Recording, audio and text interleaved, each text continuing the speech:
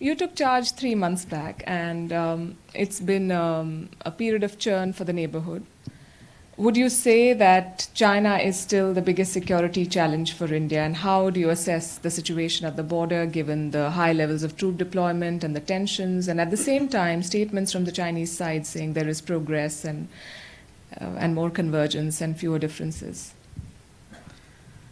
So though I have taken 3 months, but it has 40 years of experience behind it. Of course.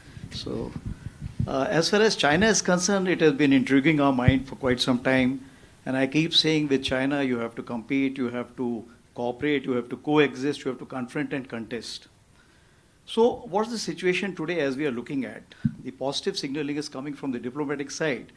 But what we have to understand, the diplomatic side gives you the options and possibilities.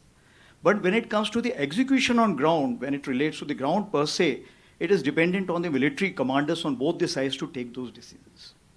So what's the situation today? It's stable, but it's not normal and it's sensitive. So if that be the case, what are we wanting?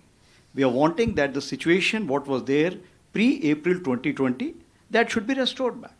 Whether in terms of the ground occupation situation or the buffer zones which have been created or patrolling which have been kind of planned as of now. So till the time that situation is not restored, as far as we are concerned, situation will remain sensitive, and we are fully operationally prepared to face any kind of a contingency which will come through. And in complete gamut, if we see, the trust has become the biggest casualty. So do you see progress? Because that is the word that is being used a lot, that there is progress. Do you see a possible deal on, say, on Demchok or some other place? So what we're talking about from April 20, we see that over a period of time, both sides have been sitting together, diplomatic parleys have been taking place. We have had approximately 17 SHMCL or the Corps Commanders Level Conference. We had 21 WMCC conferences which have taken place. And we have come a long way in the sense whatever were the low-hanging fruit, those have been already been resolved.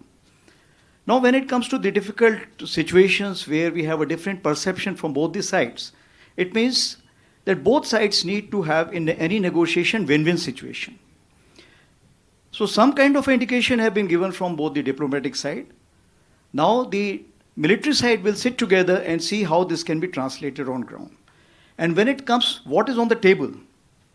Everything which is we can think of, it's on the table along the northern front, and it also includes Depsang and Demchok. China has also been building a lot of infrastructure, including the so-called model villages along the border, in an attempt to assert its claims, territorial claims.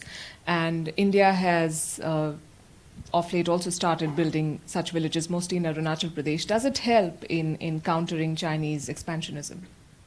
So let me take firstly why China is constructing those villages. Is the China population close or the Tibet population close to the line of actual control? I find most of the places the answer is no. So what they are doing, they are carrying out this artificial immigration, artificial settlement which are being carried out. No problem, it's their country, they can do whatever they want. But what we see in South China Sea, what's happening? That when we are talking about the grey zone, initially we find fishermen and those kind of the people who are in the forefront. And in order to save them, then you find the military moving in. So is it leading to some kind of a grey zone where the causation may look very simple, but it may have a grandiose design behind it? That's what we need to look into. As far as Indian Army is concerned, we've already been having this kind of a model villages, etc., which we have been carrying out this job. We have Op Sadbhavna, Op Samaritan, we have been having this kind of resources. But what is more important, that the state governments have been empowered now to kind of put in those resources. And this is the time where the army, the state governments, and supervision by the central government, all three are coming together. So the model villages which are coming up now will be much more better. And here I will quote our Prime Minister on 1st of April 2023. When we talked about the Vibrant Village programs, he spoke to all the commander-in-chiefs. He said, what I am looking from the army is basically to provide the soul to these villages. What it means, if you translate, that cultural revival, the trust among the local population that the whole of India is supporting them. They are not the last village, they are the first village. The reverse immigration which must take place. The tourism must come up. and they should feel important wherever they are staying.